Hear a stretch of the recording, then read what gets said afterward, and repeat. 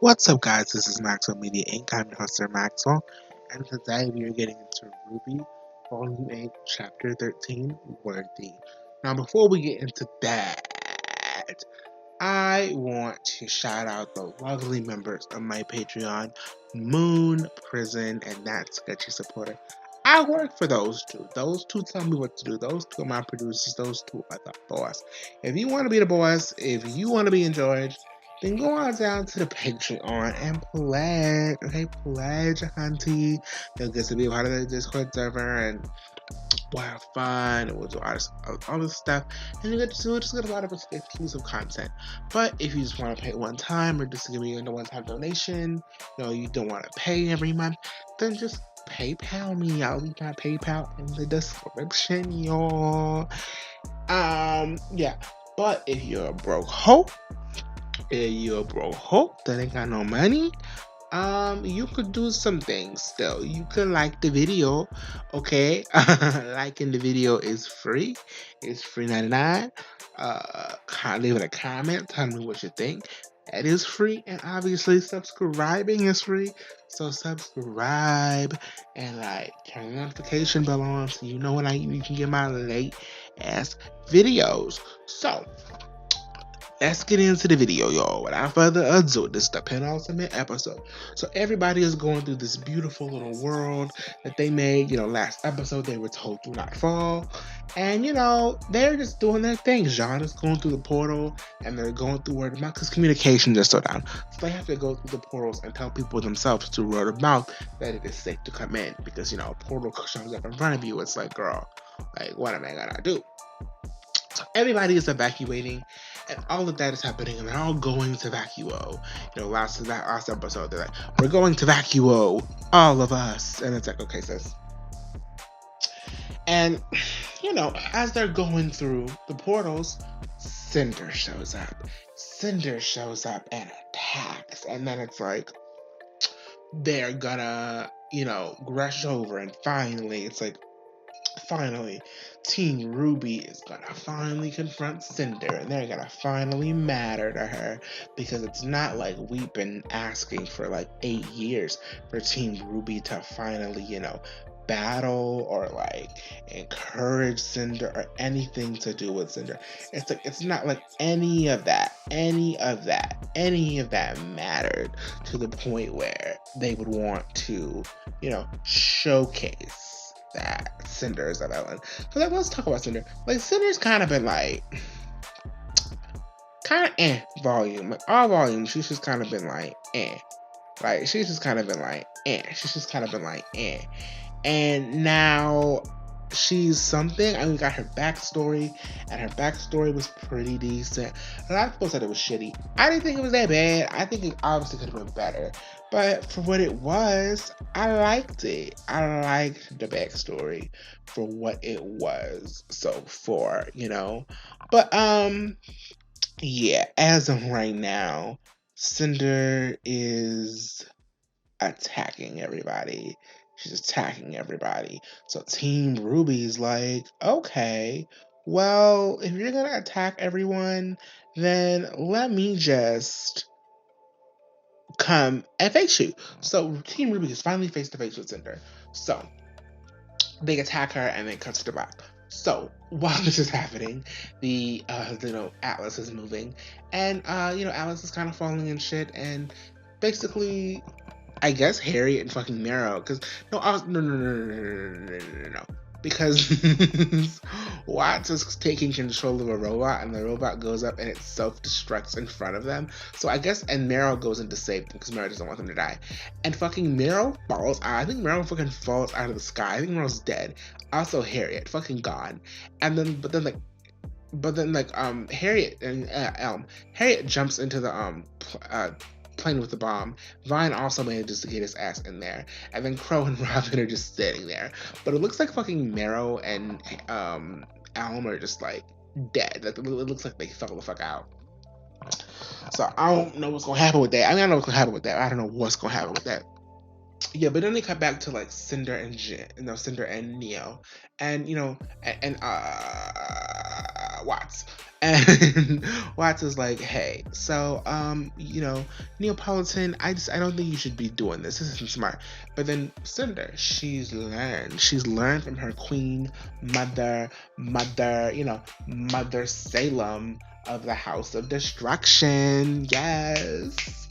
Cinder's learned from her mother. So Cinder's like, hey Neo, I'm sorry. I know I have not held up my end of the bargain. I will get you Ruby Rose today, but I need the lamp. So like a magician, like the queen that she is, she pulls the rabbit out of the hat. And by rabbit, I mean the lamp of knowledge. And she's pulling it out, and Neo got that pull out game. And they asked Jen a question. Jen's like, "Hey, do you have a question for me?" And they're like, "Yes. What are Ruby and her friends planning?" And Jen is like, "I do not want to do this." Like Jen did not want to do it. Like Jen was like, Jen was like, "I do not want to, but I have to." I would have loved if she would have been like, "I'd love to, but I can't." I would just really appreciate helping you, but I can't. I really wish it was in my power and in my authority, but I can't. But she has to. So she shows them their plan, and they see everything. And for a second, Cinder is shocked that she sees Emerald, but then it's like, nope, no, nope. She doesn't really care about that, because I guess she really never gave a fuck about Emerald. But also, maybe she realizes that it's her fault because she treated she treated Emerald so terribly. She also treated Neo terribly, but she treated Emerald particularly terribly. So yeah, now this is how Cinder knows their plan. So their plan is to just go in and fuck the shit up and, kill Ruby and, take the lamp and the staff and the maiden power. There's this really creepy scene where Cinder and Neo and Watts, they walk into this building and they kill everyone, and it's like it wasn't graphic, but for some reason it just made me sick. It gave me a visceral reaction, like, wow, now all these people are dead. Like, ugh, like they're dead. Like they're dead. Like it was a massacre. Like it was and it was kind of sad to me, because we kind of had this comedic scene earlier in the volume with Bill and the number one dud and all of that. And the way they were talking, it felt like Atlas was a real place, but it was a real workplace with a real work environment. These were the people from the office, and these people had lives and families and interpersonal relationships, and now they're dead. Now they're fucking dead. And it's like, damn, these people probably all had stories, interesting, complex. Probably some of them were fucking on the side. Some of them like had dreams and hopes. I don't know. Like, and now they're all dead. It's like, damn, like, wow, like we really gonna do this cheap. And it just kind of like, that casual murder was just kind of like, Cinder's body count has got to be high. I mean, her body count is probably high, but her body count is in the people she's killed. It's kind of high.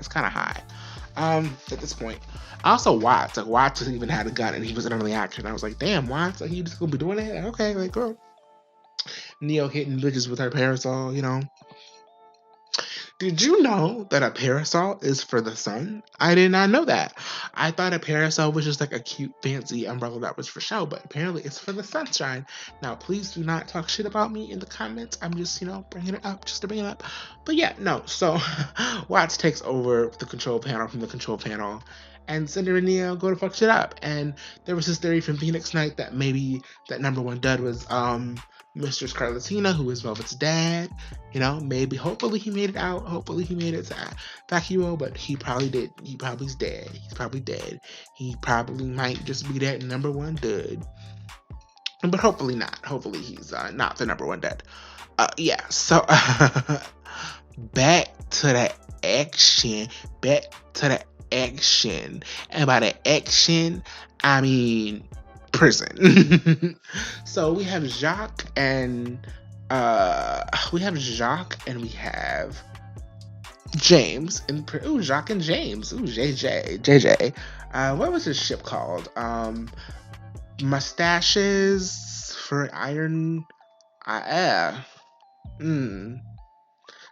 come up with a name. I'll come up with a ship name for them later. I'll come up with a ship name for them later. Because I can't think of anything clever right now. But instead of, doing what all men should do in prison, which is be sexual lovers, booty buddies, instead of being booty buddies, instead of getting all hot in between their legs and in between their butt, they decide they gonna argue and beef and fight.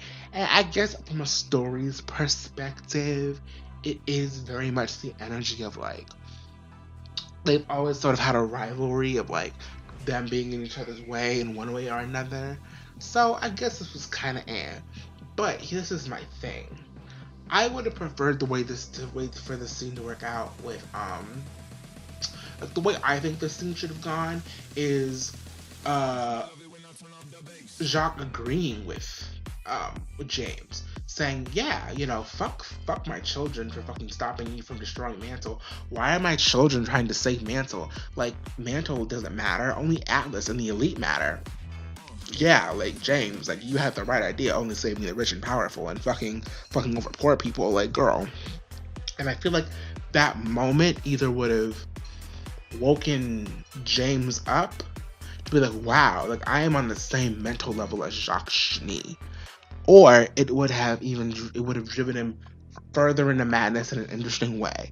But they didn't do that. They had Watts, which I think this has to be Watts. If this isn't Watts, this is ridiculous.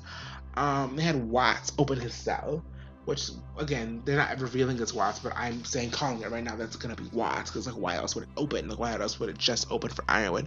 And then his guns are just lying around. Winter didn't take him down to the locker. She didn't take him down to the locker where Robin's weapon and Robin and Chris' weapons were. They were just left out. I don't know why they were left out, but they were left out. Sun's out, buns out, weapons out, so he murders Jacques Schnee, and Jacques Schnee is dead. Jacques Schnee is a pile of ash. I have a lot of feelings about this.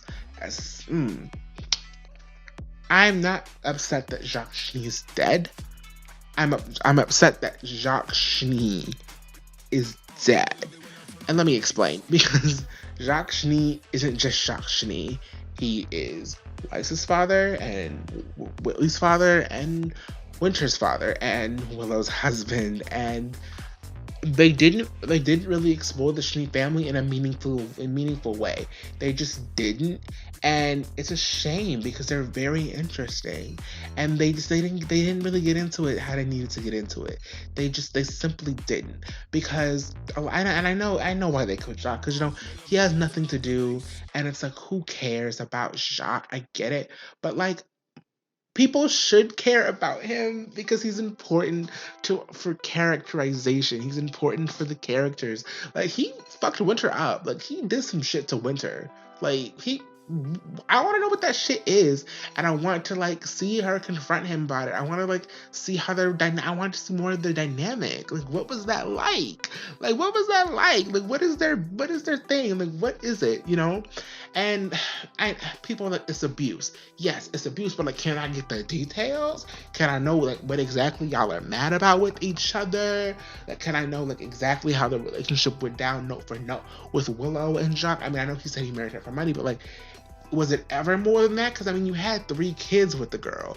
Really, to satisfy your status, you really only had to have 1. You really just needed to have Winter, but you had 2 more kids. You know what I mean? And you notice when people having kids all spaced out, it means they've been fucking for years. So you have Winter, she's old, she's an adult, but then you have a teenager, okay, okay, but then you have a kid who's 12. So y'all been fucking throughout the years having all these kids, and it's something must have been there to have all these goddamn kids, and it's just was there ever love? Does she love him? What is their dynamic like? And how do they feel about him? And not even just how do they feel about him, how does he feel about them? I think I heard Miles Luna say in it was a RWBY rewind. It was Avengers, I thought was really interesting. I think Avengers Infinity War was a great film, but it also, they kind of did a boo-boo, and they kind of put abuse next to, oh, but no, Thanos loves his daughter, even though he's totally abusive to her. And that sounds like a really bad message. And it's whoa, absolutely, that 100% was not the intent.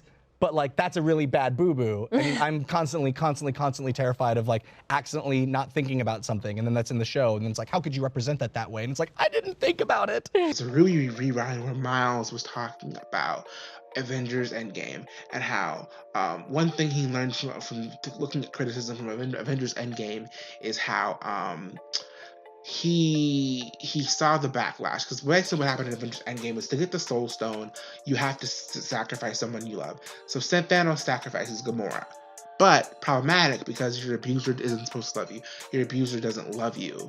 So yeah, that is I get where that comes from. I definitely get where that comes from. But that's very dangerous. It's a very dangerous idea.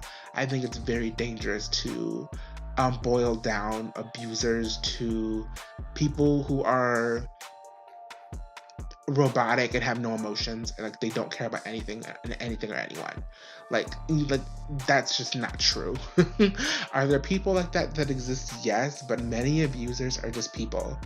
Like, they're people, and I'm not saying that to normalize it. I'm not saying that makes it okay, but I'm saying like they're people and they're human beings and they have feelings and like I think it's dangerous, because if we say abusers are this one thing and they're these evil, maniacal, cartoonish, mustache twirly villain people, then that makes it dangerous for people who are actually in abusive relationships. Because what a lot of people do to rationalize staying in these abusive relationships is they're like, oh, well, my boyfriend Brad, Brad loves me. Brad doesn't hit me. Brad doesn't yell at me. Like, Brad can't be abusive because Brad loves me. Brad loves me. Or like my mom can't be abusive. My mom loves me. My dad can't be abusive. My dad loves me. So-and-so can't be abusive. They love me. I can't be, or even people who are abusers themselves. It's like, I can't be abusive because I love you. Like, that's problematic. That muddies the water to that black and white, like, oh, you're either a abuser that hates everybody or you're a great person. Like that's smart. That's dangerous. That is dangerous, because even this show has shown us that good, decent people can fall into abusive patterns. For example, Blake slapping the shit out of Sun. Like, sorry, sis, that was an abusive moment for you. Doesn't mean you're abusive in general, but it means that was an abusive moment for you, sis. Fucking Winter slapping Weiss for train. That's not cute. That's kind of abusive. Like, no thanks. Like, I'll pass. Tai Yang neglecting his daughters. That's emotional abuse. Neglect is emotional abuse. You know what I mean? And excuse me, let me take a sip.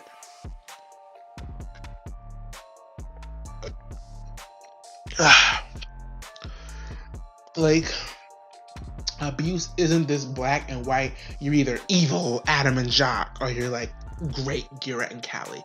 It's like, no, good, decent people can fall into these patterns, and like it has levels. Obviously there are people who are just irredeemable monsters who just can't function in society because they're just ridiculous. And then there are some people who are like, they just fall into like really bad patterns, and I'm not saying that makes it right, but what I am saying is there's nuance. There's lots and lots of nuance. There's lots and lots and lots and lots of nuance. There are people who in my life that I've considered like, wow, like, you've kind of abusive, but like you've also done this, and we also have this relationship, and navigating that is tricky. It's tricky. And I wish there was just a better resolve for Jacques. And I don't think death was the answer. I don't. And if it was the answer, I think that like the fact that like none of his kids were even involved with it. Like his family had nothing to do with it. His family had nothing to do with it. The Faunas had nothing to do with it. Like, anybody that really matters has nothing to do with it. They have nothing to do with it at all. So it's like, it feels hollow and it feels empty, because it's like we're over here like, ha ha ha, Jacques is dead, nobody liked him, huh? But it's like, bitch, that's somebody's daddy. Like, he was somebody's daddy and somebody's husband. And I don't give a fuck what y'all say. Winter is not, I don't care what that bitch Winter says. That bitch has emotions. She has a heart and a soul. And I don't care how much she hated her daddy. She's gonna have feelings. she's gonna have feelings. Even if those feelings are, I'm glad that motherfucker is dead, because there are situations where it's like that, but that's rare, honey. Honestly, I feel like that's a really rare situation where someone's like, I actually want my parent to be dead. To be dead. I think that's rare. I think that's really, really rare. I don't think that's Winter's situation. I don't. I don't think she wants him dead. I don't. I don't think Weiss doesn't want him dead. Whitley sure as hell doesn't want him dead, and I don't think Willow wants him dead either. You know, I think that the layers of this family were just really rushed over, honey. They were really rushed over, and I don't appreciate it, especially because someone who's in a very similar situation as Shanice. If my parent was just like gone out of nowhere, I don't care what issues I had. Even in the situation, like they're being abusive. Like, yeah, like I've been there. Like, abusive parents suck. But if they were just gone, like I don't care if I hated them at that time. I would have emotions, whether they be good or bad. I would have emotions about that, and I would feel some type of way about them being gone. You know, I would feel some type of way about that closure. And I know people will say, well, she arrested Jacques. She doesn't need, when Weiss arrested him, she doesn't really need closure. So I don't think that's how that works. Like, homeboy is dead. Like, Weiss will never, ever be able to have any sort of reconciliation with her father. And I'm not saying she wanted to, but like, what if she, but I'm sure in the back of her head, she thought, maybe one day. Maybe. That maybe is gone forever. To just even have some sort of understanding from her father. What Whitley, he never got anything. His dad, for 1 second, his dad was like the main person in his life, and then the next moment he's being arrested and he's never seen it, and now he's dead. The last image of Whitley's father that he saw was him being carried away and put in a police car. And now he's dead. Last thing Willow saw of her husband being arrested, now he's dead.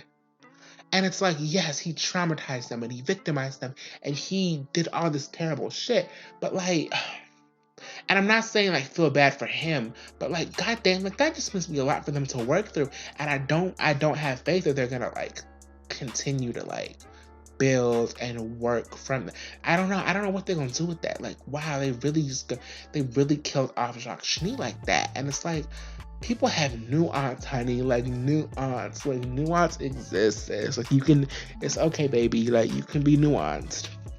But that's enough of me ranting about Jacques Schnee. I might make a completely separate video about the Schnees and Jacques Schnee and whatever. But yeah. So I am with Coach Jacques. But moving on back to the Cinder versus Team RWBY fight. We got it for 5, maybe 6, 7 seconds. It was actually pretty. It was pretty nice. Nice camera work, beautiful animation, great. Nia was sneaking up on RWBY. She's about to slash RWBY. Yang notices. Yang jumps in. Yang gets slashed. We get a gut-wrenching moment where Blake tries to save Yang from falling into the void, but she misses and she falls into the void. And then my entire life falls before my eyes when Blake screams in pain.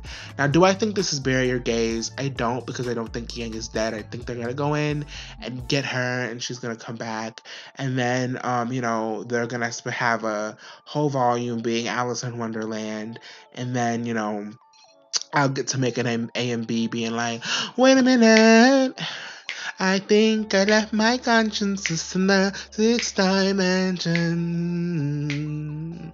I'm right here, right now, I'm sitting in my car, right here, right now with you, oh.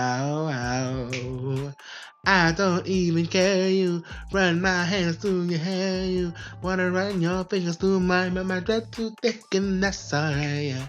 Hold on, wait a minute, feel my heart's attention, hold on, wait a minute, I left my consciousness in the 6th dimension, left my soul in his vision, let's go get it back, let's go get it back. Sorry. I'm sorry. I love that song. I love Willow Smith. Willow Smith is doing the goddamn thing. Willow and Jaden. And Smiths. They do the thing. They do the goddamn thing. But back to RWBY. Yeah, I don't think this should have been gang. I mean, I don't think this is bury your gays. I mean, I don't know.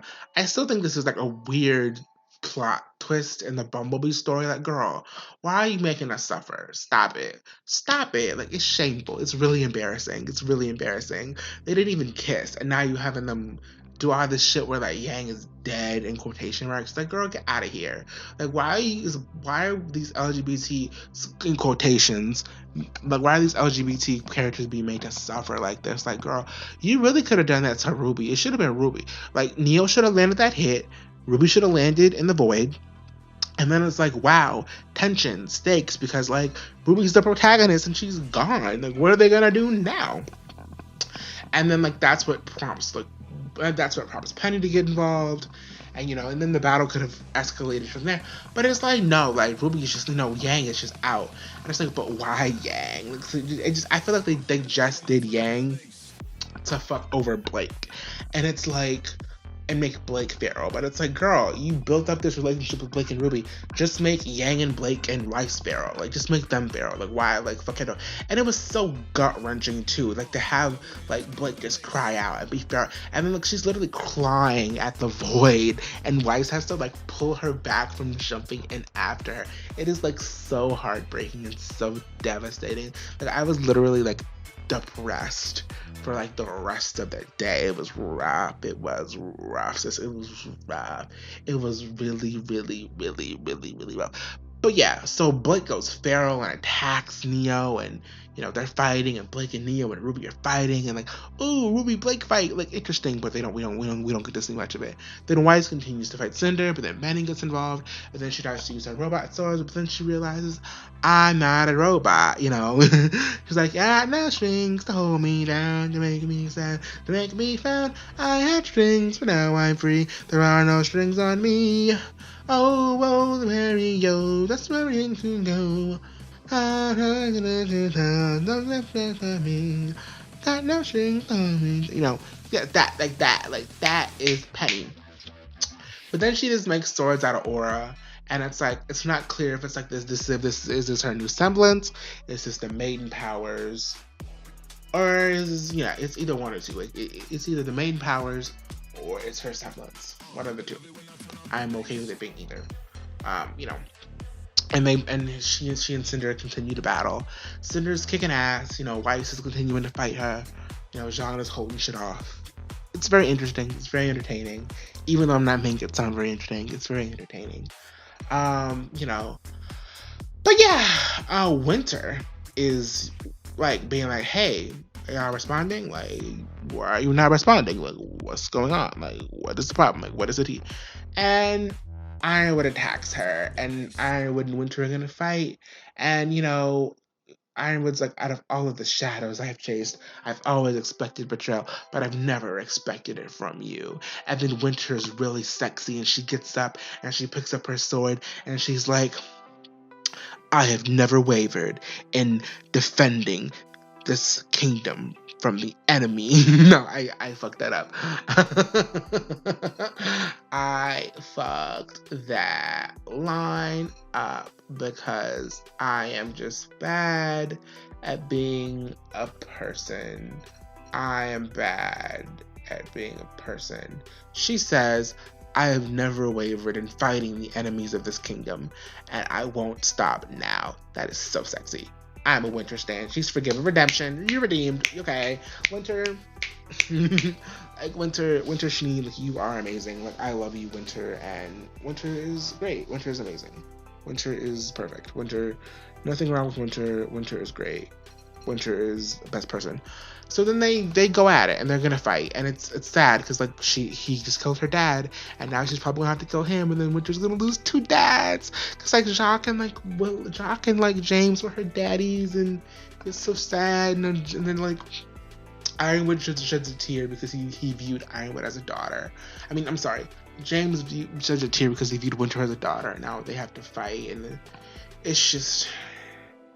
It's crazy. It's so sad. I teared up. I'm like, oh my god, they're gonna fight. Now, I think that maybe maybe Watts will get involved because maybe he's probably the one that freed James. Maybe he'll get involved and they'll team up. Or I doubt Crow is gonna get involved because I'll talk about Crow in a minute. But yeah, maybe Mero will get involved. Mero and Elm aren't dead. I don't know. Hopefully, like the other Aesops get involved and they all take him down. But yeah, I was hoping it'd be Winter and Crow, honestly. But like Crow is busy on the airship. Robin, I'm not Robin. I'm fucking that bitch Harriet is.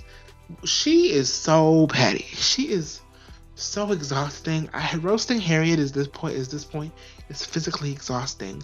Like she's exhausting. She's exhausting. She's going to blow up. She's still gonna blow people up, and it's like I guess she's not even because mine is like, hey, Atlas will fall, but its people will be safe, you know, and. So basically, at this point, because those people are being evacuated, so like if she drops this bomb, it's like, and everyone gets out, assuming everybody gets out, it's not gonna kill everybody. She's just gonna do it to do it. She's just gonna like be extra to blow people up just to fucking do it. And it's like they've already won, and you're still gonna fucking just drop it just to make a bigger mess and just do it. Like, okay, sis, like do what you gotta do, I guess. Like go off, like okay. And you know, everyone loves Vine because Vine is so rational. Like, okay, Harriet, calm down. Don't get too carried away, Harriet. You know, were you aware that I had a penis and I'm rational and I'm sane and you know I'm calm, you know, we can get control of yourself, Harriet. You know, and although I think Harriet is a crazy bitch and she needs to be taken down, I just get that energy from all the men in this show where it's like, hi, did you know I'm a man? You know I'm a man? Did you know I'm a man and you're a woman? Like that's just the energy I be getting from these men on this show, honestly. But yeah, so she thinks that this is something that Clover would have done. I don't know. A lot of Clover stands are like, hey, Clover wouldn't have done this. I don't know. Like maybe he would. I don't know. Like maybe fucking his teammate who's known him. We at least know that his teammates have known him longer than Crow. We know that Robin Hill has known him longer than Crow. So I don't understand why their word is invalid. Like, girl, like they knew him better than Crow did. I'm not gonna say they knew him the best, but I'm gonna say like they knew him better than fucking Crow Bronwyn, you know. But they're both hurting over Clover, so it's fine. But then she's like, then he's like, I know Clover meant a lot to you, you know. And she's like, don't you dare, Clover was everything. He was everything. He was important to me. He was important to you. And it's like, okay, girl, are you fucking him? We didn't see that. We didn't see that. Like that would be interesting. We didn't see that. Like we did not see that. And then it's just like, but I don't even care because I'm so annoyed because with you, I can't even feel bad for you because all season you was walking around with a stank pussy ass attitude. And you know what? I am gonna hold that against her that she had a stank pussy ass attitude because y'all have been getting on Yang for having a stank pussy ass attitude for the last 3 volumes. So if Yang can't have a stank pussy ass attitude, then Harriet can't have a stank pussy ass attitude. Equality, bitch. You know, but she's a black woman, so I'm gonna give her some grace anyway. I'm gonna give her grace anyway. But yeah, you know, but Crow comes in. Actually, it's kind of sexy. And actually, no, Robin, you know, slams into Harriet because you know, yeah, fuck her up. And you know, she literally opens the hatch and kicks Vine out. Harriet said, fuck everyone. Harriet literally said, fuck the world. Like, I'm just gonna, you know, do my thing. And do y'all buy that she was fucking Clover? Maybe this is stereotypical, but I get the vibes that like Harriet is like an old lesbian bitch. Okay, like I'm getting like lesbian vibes from, or I get like bisexual. I get bisexual vibes, you know, from Harriet. I feel like Harriet is bisexual with a preference for women. But like she'll like men, she'll like a man if she falls in love. You know what I mean? But yeah, Crow comes in being a bird, and then I like how he always has to go through and hide behind something or whatever. It's like interesting how that always seems to work out. Love that. Oh, see, look at God. Look at God. Look at God. Fat Man Volume just posted his chapter 13 reaction Friday night, the night before chapter 14 comes out. So yeah, but no, just continuing with that, they're fighting, and Crow's like, I guess you're gonna get that fight after all. They're both hurting over Clover. Honestly, his death should have brought them together. All of this should have brought them together. But Salem has divided your ass, and she's divided you all. And that's the thing about Salem. Like people were like, I don't know, that's just why everything was just so weird. That's why it's just everything, like, looking back at this whole arc, I'm infuriated at everybody, because it's just like, I'm mostly mad with Ironwood and them side, because like I genuinely feel like if at the beginning of this volume, Ironwood is like, listen, fine, I will help Mantle, and we will work together for a compromise, I think the kids would have been pissed at him, but they would have done it. I feel like they would have worked with him. But they just refused to. They refused to compromise. I'm sorry. Like I don't get any of the vibes of the Atlas would have. Team Atlas would have like compromised or folded, and that's just their stubbornness. And it's like, but it's dumb to me, because it's like, girl, you're supposed to be the adult. You're supposed to be the rational people. You're supposed to know what her plan is. Like, didn't you watch volume 3, girl? Like, like Salem has been telling us for years, divide them, tear them apart, sever their trust, it will strangle their hearts. Inside them, plant seeds of doubt, hope will be smothered, they'll turn on each other.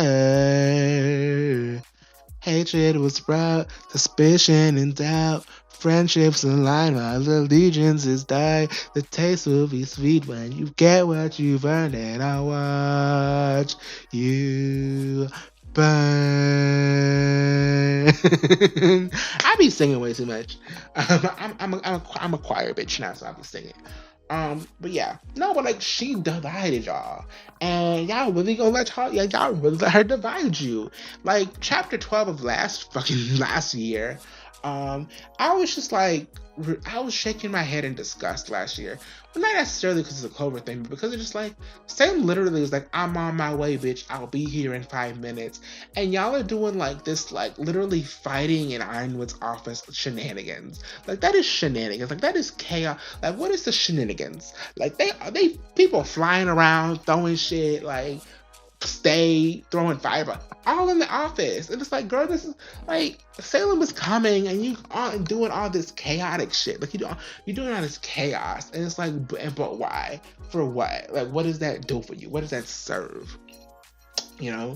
It's very weird. It's very weird. It's very weird. It's very weird for me.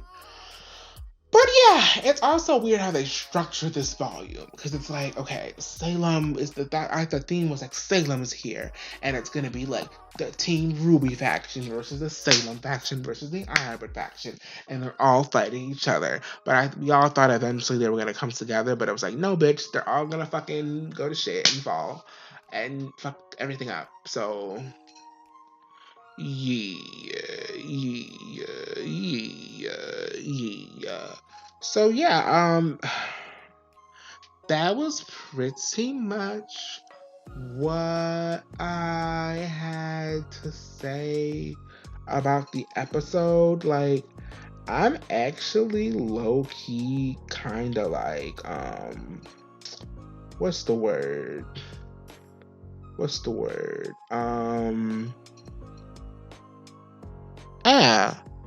No, there was one more thing.